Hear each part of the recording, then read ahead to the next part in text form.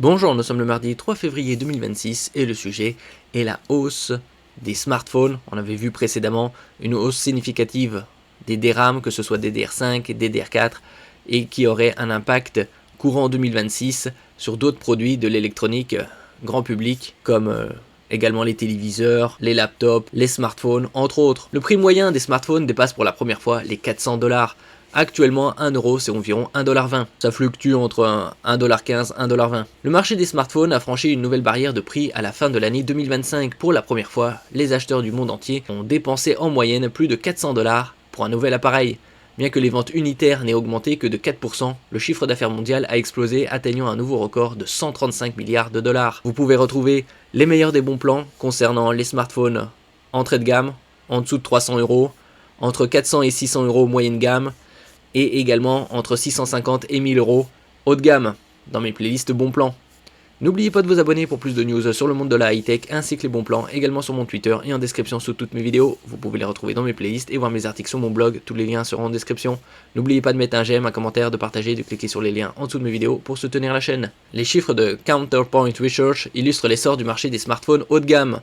Après ça s'est décalé, puisque le premier iPhone, lui, coûtait entre 450 et 500$.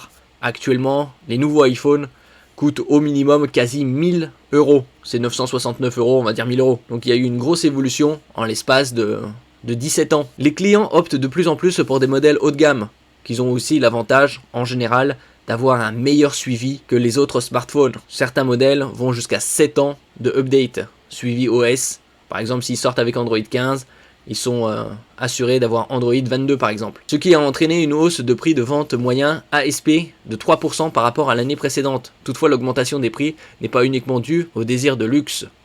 Les coûts du matériel, tels que ceux des puces mémoire, ont également augmenté de manière significative. Et donc il y aura des smartphones avec la même quantité de mémoire qu'en 2025, mais plus onéreux en ce qui concerne les nouveaux modèles, où ils auront moins de mémoire, ou de la mémoire de moins bonne qualité également. Selon l'analyse de Counterpoint Research, Apple est arrivé en tête en 2025. L'entreprise américaine a dominé le marché presque à volonté, s'assurant une part de 57% au quatrième trimestre 2025. Les iPhone 16 et iPhone 17, ainsi qu'une forte demande en Chine et aux États-Unis ont alimenté la croissance du chiffre d'affaires de Apple, qui a atteint 76 milliards de dollars, soit 11%. Les modèles Pro Max, très onéreux, c'est particulièrement bien vendu. Samsung a enregistré la plus forte croissance en termes de ventes unitaires, plus 17%, mais a perdu du terrain en termes de prix moyen. Comme les Sud-Coréens se sont fortement concentrés sur la série A Galaxy, abordable pendant la période de Noël, le prix moyen par unité ASP a chuté de 20%. Néanmoins, les ventes ont augmenté de 12%, notamment grâce au nouveau modèle Galaxy S25 et au Z Fold pliable. Le Z Fold pliable est sorti en juillet 2025. Et en ce qui concerne les Galaxy S26, ils sortiront courant mars. Normalement, la sortie des nouveaux Galaxy S, c'est fin janvier. Il y a eu un décalage. Ici, on peut voir sur les graphiques l'évolution. Q4, c'est quarter 4, donc c'est quatrième trimestre 2024. Premier trimestre 25, deuxième, troisième et quatrième. On peut voir par exemple ici l'évolution des revenus avec les différentes marques Apple, Samsung, Xiaomi, Oppo et Vivo, ainsi que le nombre d'envois de smartphones. Ici au milieu, c'est Average Selling Price, ASP, donc le prix moyen. Donc au quatrième trimestre 2024, c'était 391$.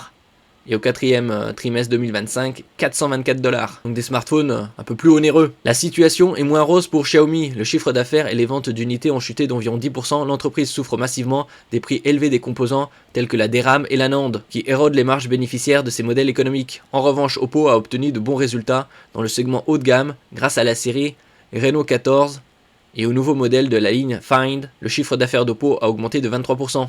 Tout porte à croire que les prix seront encore plus élevés en 2026, comme pour les cartes graphiques notamment, et autres composants de l'électronique haut de gamme, puisque tout a été impacté en ce qui concerne la mémoire flash. L'appétit des fabricants pour les fonctions d'intelligence artificielle qui nécessitent une certaine quantité de RAM, et la RAM coûteuse risque de rendre l'achat d'un smartphone encore plus onéreux à l'avenir.